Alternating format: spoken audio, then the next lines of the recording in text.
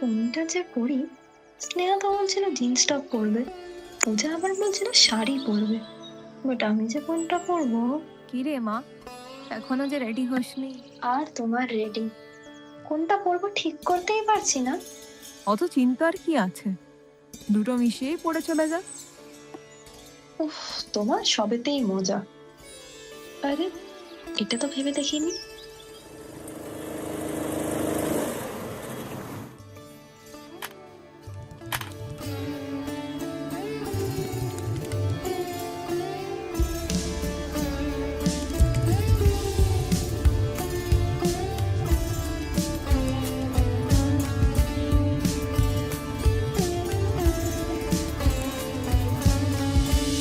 Bangla culture বাঁচে তার নিজস্ব ছন্দে, চোখে দেখা যায় না কিন্তু মনে থাকে।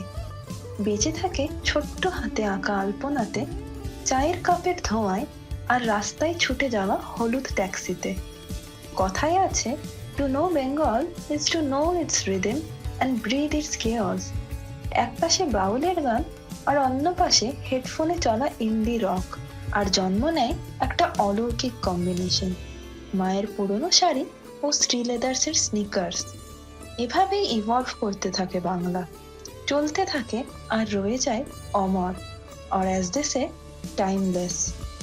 ঐতিহ্য আবর্তনম, যেখানে প্রজন্মের পর প্রজন্ম আবর্তিত হয়ে গল্প লেখে।